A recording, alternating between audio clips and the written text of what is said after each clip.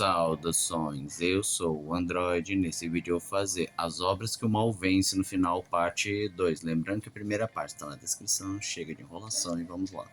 Um estranho no ninho. Duas coisas que você precisa saber. A primeira é do McMurphy, que é um cara que finge ser doido só para poder fugir da punição e vai parar num sanatório.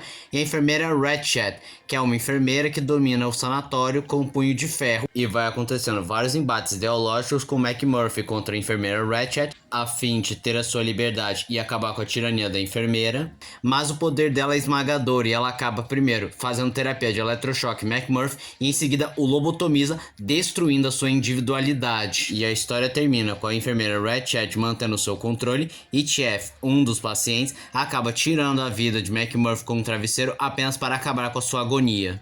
A chave mestra. Tudo começa com Carolyn, uma enfermeira que acaba se voluntariando para cuidar de dois idosos e vai descobrindo cada vez mais sobre o passado dessas terras. Aí ela descobre que na realidade os idosos são dois feiticeiros voodoos que durante vários anos trocavam de corpo para se manterem imortais e apenas atraíram ela para lá para roubar o seu corpo. E já que ela já estava muito imersa no voodoo e na religião deles, e durante o filme é estabelecido que se você acreditar nessas práticas, você será afetado.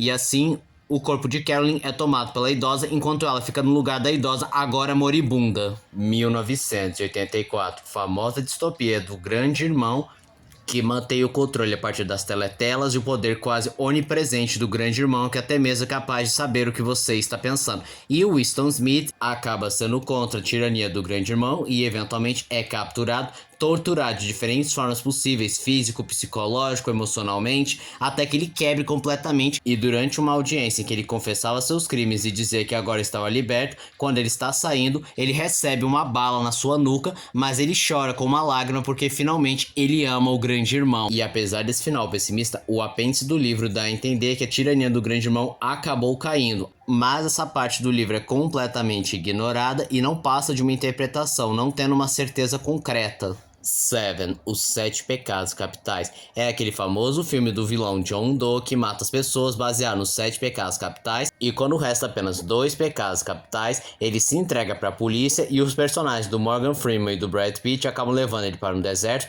e entrega uma caixa que é revelada que é a cabeça da esposa do Brad Pitt, que foi morta porque, bem, o John Doe invejava a vida dele, então já foi o pecado da inveja, e ele fez isso para irritar o personagem do Brad Pitt para que matasse ele com o pecado da ira, assim concluindo seu plano. A Revolução dos Bichos. A história se situa numa fazenda em que os animais estão cansados do abuso de seu fazendeiro e decidem se rebelar e criam um novo regime em que todos os animais serão iguais, mas não demora para que os porcos tomem o controle e comecem a fazer exigências terríveis, diminuindo as rações, caçando e matando todos aqueles que ousam se opor aos porcos e até mesmo alterando as regras, como por exemplo, antes dizia todos os animais são iguais, agora todos os animais são iguais, mas alguns são mais iguais que os outros, ou 2 pernas ruim, 4 pernas bom, mas os porcos aprendem a andar a 2 patas e começam a vestir roupas, e então o mandamento se torna 4 pernas bom, 2 pernas melhor ainda.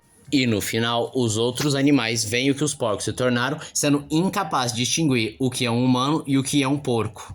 A profecia. Damien Thorne é um menino que foi adotado por um diplomata para compensar a morte do seu filho perdido, mas não demora para coisas terríveis acontecerem e ele descobrir que Damien na realidade é o anticristo e que ele nasceu de um chacal às 6 horas, 6 minutos e 6 segundos no dia 6 de junho, 666. Porém, ele pode ser impedido se ele for esfaqueado com uma faca de prata. Então seu pai adotivo acaba pegando ele e levando para uma igreja para se livrar dele, mas quando ele dirigia para o local sagrado, ele chamou a atenção dos policiais, que quando chegaram, alvejaram o pai adotivo, salvando Damien, e agora ele é adotado pelo presidente, e no final do filme ele sorri para a câmera, satisfeito porque não só vai concluir seu objetivo, como ele vai ter bem mais poder.